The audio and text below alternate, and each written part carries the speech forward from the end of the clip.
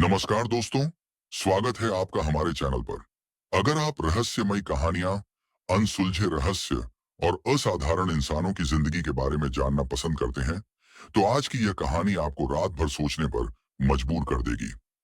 आज हम बात करेंगे एक ऐसे इंसान की जो भूतों से नहीं डरता था, बल्कि उन्हें ढूंढने जाता था, जिसने भारत में पहली बार पैरानॉर्मल इन्वेस्टिगेशन को एक प्रोफेशन बनाया, जिसने 6000 से ज्यादा भुताहा जगहों की जांच की और जिसकी मौत आज भी एक अनसुलझा रहस्य है, गौरव तिवारी।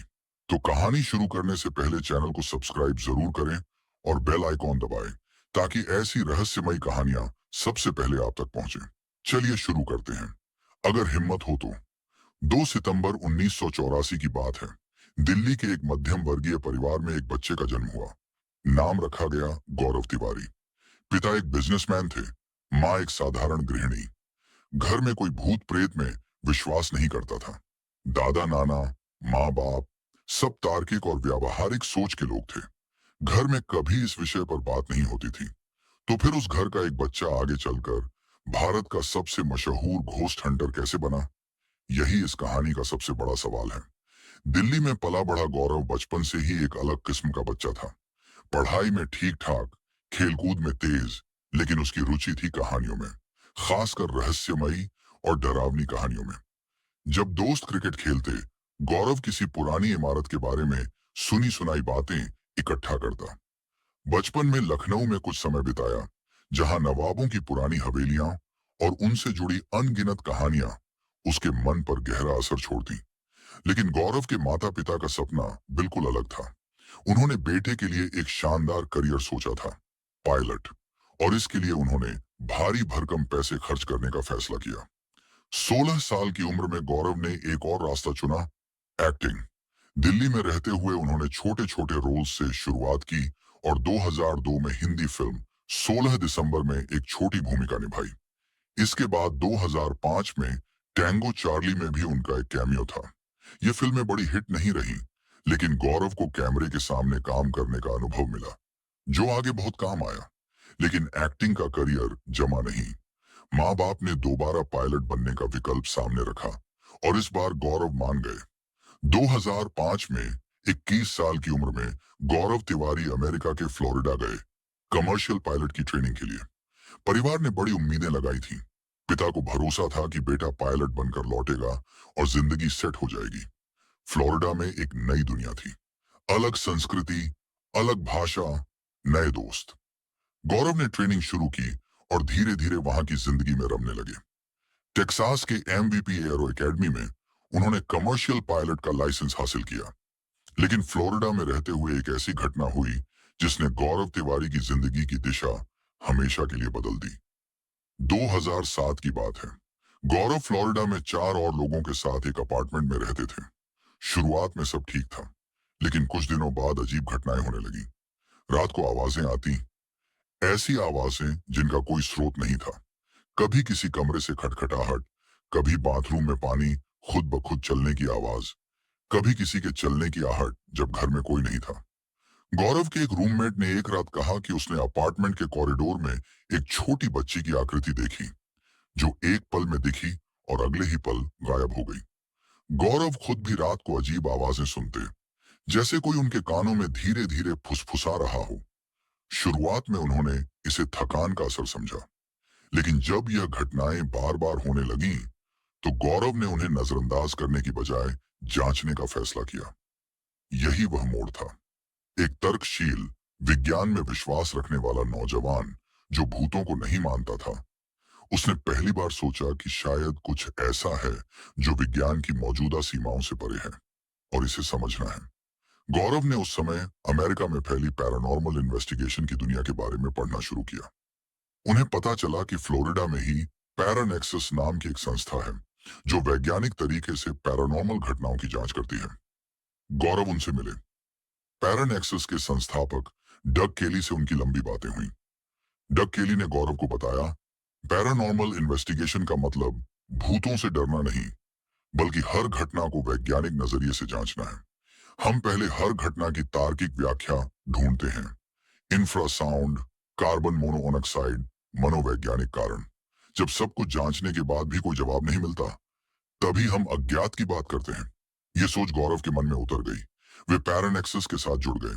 उन्होंने पैरानॉर्मल इन्वेस्टिगेशन की ट्रेनिंग ली, यूएफओ फील्ड इन्वेस्टिगेटर का सर्टिफिकेट हासिल किया और पैरानैक्सिस की तरफ से सर्टिफाइड लीडिंग पैरानॉर्मल इन्वेस्टिगेटर बने।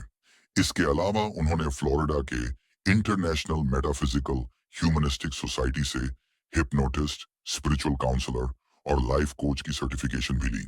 वे metaphysical church of humanistic science के ऑर्डेंड मिनिस्टर यानी धर्माचार्य भी बने, जिसका मतलब था कि वे आधिकारिक रूप से अलौकिक शक्तियों से संवाद करने के योग्य माने गए। अब गौरव तिवारी एक कमर्शियल पायलट भी थे और एक ट्रेन्ड पैरानॉर्मल इन्वेस्टिगेटर भी। दो बिल्कुल अलग दुनियाएं, लेकिन दोनों उनकी अपनी थीं। 2009 में गौरव तिवारी वापस भारत लौटे। उनके मन में एक सपना था, भारत में पहली बार एक वैज्ञानिक पैरानॉर्मल इन्वेस्टिगेशन सोसाइटी बनाना। जब उन्होंने घर में यह बात बताई, तो प्रतिक्रिया वैसी ही थी जैसी उम्मीद थी। पिता ने कहा, पायलट का लाइसेंस है तुम्हारे पास, किसी एयरलाइन में लगो, ये भूत वूत क्या है? मां चिंतित थी। रिश्तेदारों ने भौचक्के होकर देखा, लेकिन गौरव का मन पक्का था। उन्होंने 2009 में नई दिल्ली में स्थापना की, इंडियन पैरानॉर्मल सोसाइटी आईपीएस की, और साथ में एक ऑपरेशनल विंग बनाई, ग्रिप यानी ghost research and investigators of paranormal. शुरुआत बेहद छोटी थी, 14 लोगों की टीम, कोई ऑफिस नहीं। गौरव के घर का एक कमरा ही आईपीएस का हेडक्वार्टर था। कोई बड़ा बजट नहीं, लेकिन उनके पास था एक जबरदस्त जज्बा, एक स्पष्ट विजन और सबसे जरूरी, एक अलग नजरिया। गौरव का नजरिया भारत में पहले से चले आ रहे तांत्रिकों और ओझाओं से बिल्कुल अलग था। वे कहते थे, हम भूतों को भगाने नहीं जाते, हम सच्चाई जानने जाते हैं। हर घटना की पहले तार्किक व्याख्या ढूंढो, infrasound, electromagnetic field, carbon monoxide, मानसिक तनाव। अगर इन सब चीजों के बाद भी जवाब नहीं मिलता, तभी अज्ञात की बात करो। उन्होंने आईपीएस के लिए एक रूल बुक बनाई, इन्वेस्टिगेशन के लिए प्रोटोकॉल तय किए, टीम को ट्रेनिंग दी, ईएमएफ मीटर कैसे इस्तेमाल करें, इंफ्रासाउंड डिटेक्टर क्या होता है, थर्मल कैमरा कैसे काम करता है। आईपीएस की पहली कुछ जांचें छोटे छोटे मामलों से शुरू हुई। दिल्ली की पुरानी कॉलोनियों में लोगों के घरों में होने वाली अजीब घटनाएं, कहीं रात को आवाजें आती, कहीं सामान खुद ब खुद हिलता, कहीं लोग मानसिक रूप से परेशान रहते। गौरव की टीम जाती, पूरे घर को वैज्ञानिक उपकरणों से स्कैन करती, परिवार के हर सदस्य से बात करती और फिर अपनी रिपोर्ट देती। ज्यादातर मामलों में जवाब मिल जाता, पुरानी गैस पाइपलाइन से लीक हो रहा कार्बन मोनोऑक्साइड, जो हल्की बेहोशी और डर पैदा करता। पुरानी इमारत की फर्श से आती इंफ्रासाउंड तरंगें, जो इंसानी दिमाग में खौफ पैदा करती हैं। या फिर परिवार में चल रहा मनोवैज्ञानिक तनाव, जो सामूहिक भ्रम का कारण बनता। लेकिन कुछ मामले ऐसे भी थे जहां हर जांच के बाद भी जवाब नहीं मिलता था। गौरव इन्हें अनएक्सप्लेन्ड की श्रेणी में रखते और खुद भी स्वीकार करते कि इन घटनाओं को वे पूरी तरह नहीं समझ पाए। धीरे धीरे आईपीएस की खबर फैलने लगी, लोग खुद गौरव से संपर्क करने लगे, टीम बड़ी होती गई और फिर एक दिन गौरव को एक फोन आया जो उनकी जिंदगी बदलने वाला था। एमटीवी इंडिया 2011, टेलीविजन की दुनिया में एक नया शो बनाया जा रहा था, एमटीवी गर्ल्स नाइट आउट, जिसमें मशहूर रणविजय सिंह के साथ लड़कियों के एक ग्रुप को पूरी रात भुतहा जगहों पर रखा जाएगा और एक पैरानॉर्मल एक्सपर्ट उनके साथ होगा। गौरव को इस शो के लिए बुलाया गया और यहां उनकी असली पहचान शुरू हुई। शो का पहला एपिसोड टेलीकास्ट हुआ और दर्शकों ने देखा एक लंबा संवला, आत्मविश्वास से भरा नौजवान, जो अंधेरी वीरान जगहों पर बिना किसी डर के घूमता है, वैज्ञानिक उपकरणों से जांच करता है और जहां बाकी सब कांपते हैं, वहां वो शांत खड़ा रहता है। यह छवि दर्शकों को बहुत पसंद आई। एमटीवी गर्ल्स नाइट आउट ने जबरदस्त टीआरपी बटोरी और 2011 में सिंगापुर के एशियन टेलीविजन अवार्ड्स में इस शो ने बेस्ट रियलिटी शो का पुरस्कार जीता। यह भारत का पहला हॉरर पैरानॉर्मल रियलिटी शो था जिसने इतना बड़ा अंतरराष्ट्रीय पुरस्कार जीता। गौरव तिवारी रातों रात मशहूर हो गए। उन्हें मिल गई एक पहचान, इंडियाज घोस्ट हंटर, लेकिन गौरव के लिए यह सिर्फ शोहरत नहीं थी। शो की वजह से वे हजारों लोगों तक पहुंच सके। उन्हें सैकड़ों ईमेल और मैसेज आते। लोग अपने घरों में होने वाली घटनाओं के बारे में बताते, मदद मांगते। आईपीएस का काम और तेज हो गया। शोहरत के साथ बड़े मौके भी आए। सनी लियोन के साथ हॉन्टेड वीकेंड्स शो आया, जिसमें गौरव ने और बड़े दर्शकों तक अपनी पहुंच बनाई। सोनी टीवी के भूत आया में वे एक्सपर्ट इन्वेस्टिगेटर की भूमिका में आए। जी टीवी और स्टार टीवी पर भी वे नियमित रूप से आने लगे। फियर फाइल्स जैसे शो में उनकी एक्सपर्टाइज ली जाने लगी। लेकिन इन सब से भी बड़ा मौका आया जब उन्हें अंतर्राष्ट्रीय स्तर पर पहचान मिली। अमेरिकी चैनल सिफाई ने ऑस्ट्रेलिया में एक शो बनाया, हॉन्टिंग ऑस्ट्रेलिया। इसमें दुनिया के जाने माने पैरानॉर्मल इन्वेस्टिगेटर्स को शामिल किया गया। रॉब डेमारिस्ट, इयान लॉमन, रे जॉर्डन, रेलीन केबल और इस टीम में एकमात्र भारतीय थे गौरव तिवारी। ऑस्ट्रेलिया की उन रातों में गौरव ने दुनिया के सबसे अनुभवी इन्वेस्टिगेटर्स के साथ काम किया। उन्होंने देखा कि पश्चिम में पैरानॉर्मल इन्वेस्टिगेशन कितनी व्यवस्थित और वैज्ञानिक है। उन्होंने इस अनुभव को भारत में लागू करने का और पक्का इरादा किया। भारत लौटकर गौरव ने आईपीएस को और बड़ा किया। उन्होंने ग्रिप एकेडमी की स्थापना की, एक ऐसा स्कूल जहां पैरानॉर्मल इन्वेस्टिगेशन की बाकायदा ट्रेनिंग दी जाती। 3 महीने से 1 साल तक के कोर्स। ट्रेनिंग में शामिल था वैज्ञानिक उपकरणों का इस्तेमाल, मनोविज्ञान, फॉरेंसिक तकनीकें और फील्ड इन्वेस्टिगेशन। गौरव ने 200 से ज्यादा सदस्यों को खुद ट्रेन किया। उनका कहना था, मुझे डर लगता है उस झूठ से जो अंधविश्वास की आड़ में फैलता है। एक तांत्रिक किसी पागल को भूत बताकर उसे और तकलीफ देता है। हम जाते हैं तो पहले यह देखते हैं कि उसे डॉक्टर की जरूरत है या इन्वेस्टिगेशन की। उनके आईपीएस की सदस्यता पूरे देश में फैल गई। केरल से लेकर नागालैंड तक, जम्मू कश्मीर से लेकर तमिलनाडु तक, हर जगह आईपीएस के सदस्य थे। गौरव के बाद भारत में 21 से ज्यादा पैरानॉर्मल सोसाइटीज रजिस्टर हुई, यानी उन्होंने अकेले एक पूरे आंदोलन की नींव रख दी थी। इसी दौरान उन्होंने पैरानेक्सस एसोसिएशन की तरफ से भारत में यूएफओ इन्वेस्टिगेशन का काम भी शुरू किया। अजीब रोशनी, उड़ती हुई अज्ञात चीजें, इनकी भी वैज्ञानिक जांच। अब बात करते हैं उन जगहों की जहां गौरव तिवारी ने अपनी सबसे यादगार जांचें की। भानगढ़ किला, राजस्थान। अलवर जिले में स्थित यह किला भारत की सबसे भुताहा जगह के नाम से मशहूर है। आर्कियोलॉजिकल सर्वे ऑफ इंडिया ने बाकायदा एक बोर्ड लगाया हुआ है, सूर्यास्त के बाद प्रवेश वर्जित। किले से जुड़ी 2 मशहूर कहानियां हैं। एक में एक तांत्रिक का श्राप है और दूसरी में राजकुमारी रत्नावती से जुड़ी प्रेम कहानी और श्राप। गौरव ने भानगढ़ में कई रातें बिताई। एमटीवी ही टिकट शो में उन्होंने कंटेस्टेंट्स को यहां लाकर जांच भी की। उनकी टीम ने ईएमएफ मीटर और थर्मल कैमरों से जांच की। कुछ जगहों पर असामान्य ईएमएफ स्पाइक्स मिली, अंधेरे में कुछ छाया जैसी आकृतियां दिखी। लेकिन गौरव ने सार्वजनिक रूप से कहा, भानगढ़ के बारे में जो मिथक फैले हुए हैं उनमें से ज्यादातर निराधार हैं। ये एक खंडहर है जहां पुरानी इमारतों से असामान्य आवाजें और छायाएं आ सकती हैं। इसका मतलब यह नहीं कि भूत हैं। ये बात सुनकर कई लोग हैरान हुए। खुद का घोस्ट हंटर कह रहा है कि यहाँ भूत नहीं है। मुकेश मिल्स, मुंबई। मुंबई के कोलाबा में स्थित यह पुरानी कपड़ा मिल अब एक खंडहर है। यहाँ 1982 में एक भयंकर आग लगी थी जिसमें कई मजदूरों की जानें गईं। तब से यह जगह भुतहा मानी जाती है। बॉलीवुड की कई हॉरर फिल्मों की शूटिंग यहाँ हुई है।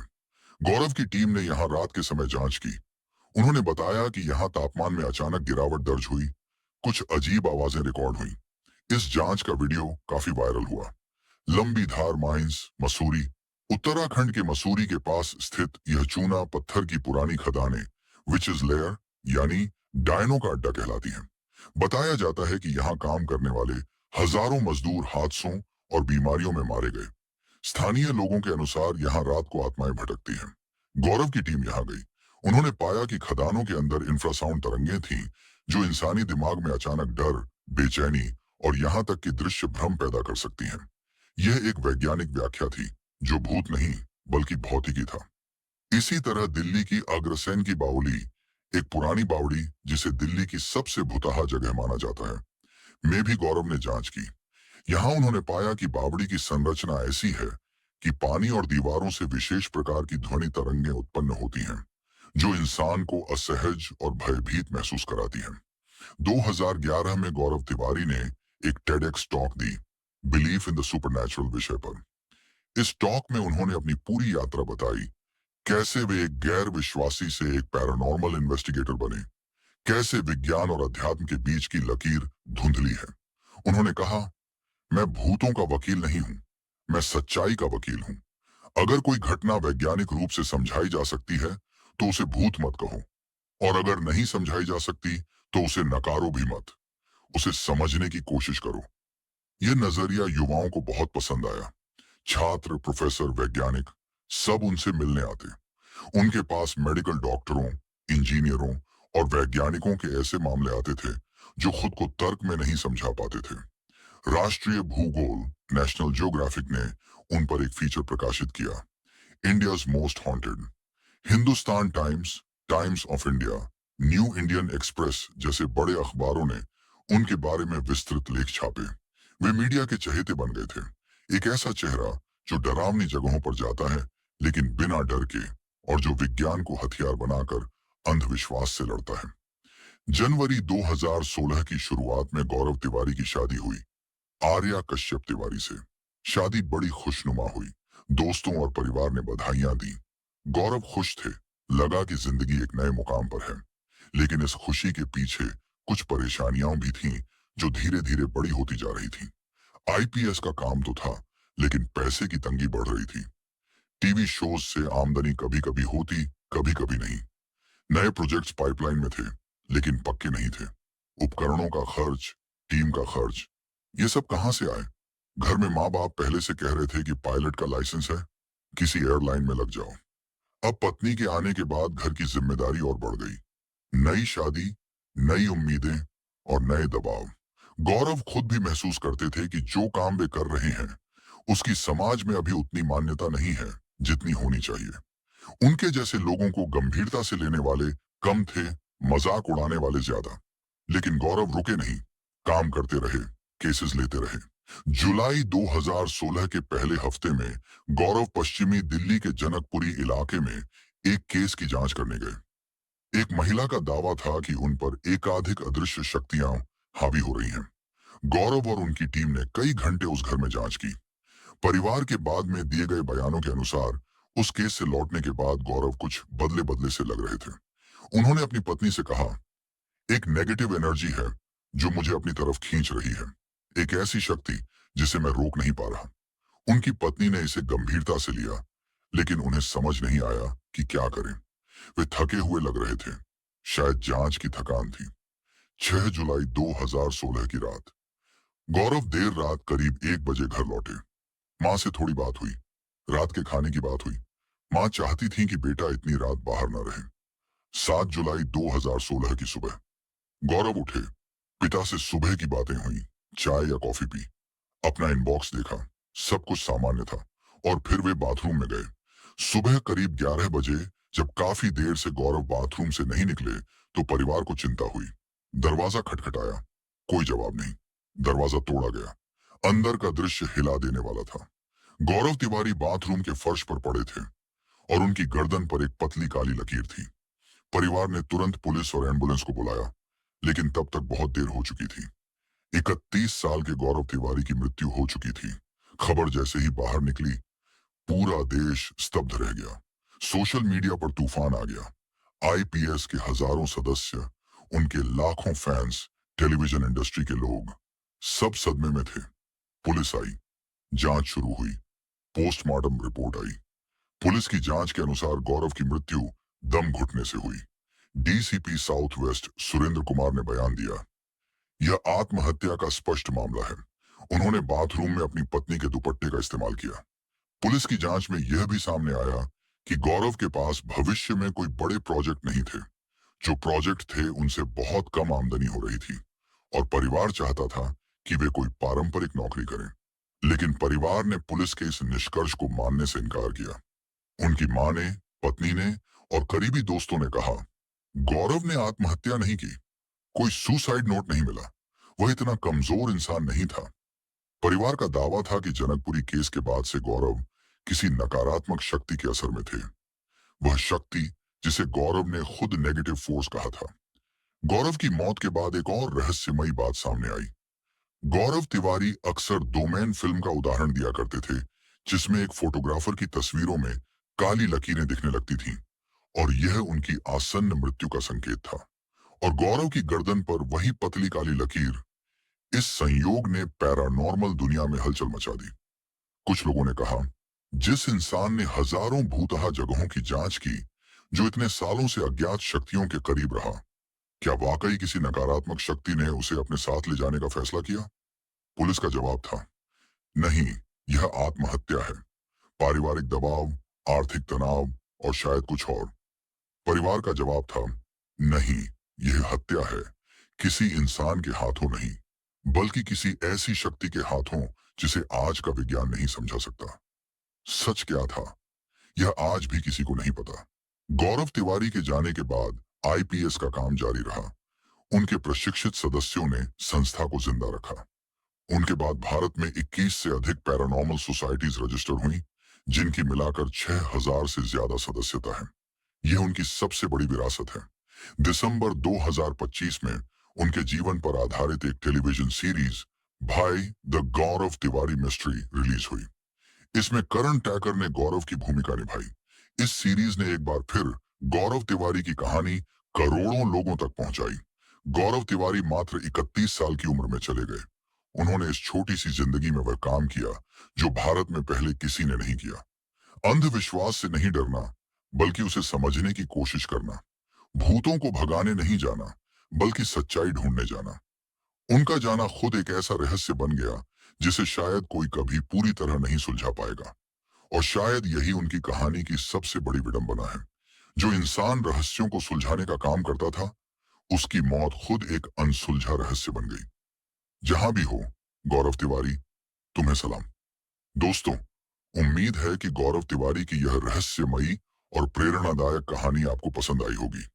आप बताइए, क्या आपको लगता है कि उनकी मौत वाकई एक पैरानॉर्मल घटना थी या फिर कुछ और? अपना जवाब कमेंट बॉक्स में जरूर लिखें। हम हर कमेंट पढ़ते हैं।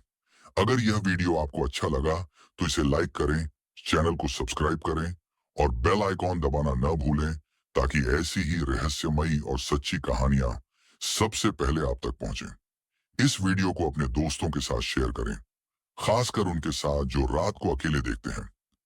मिलते हैं अगली कहानी में। तब तक जय हिंद।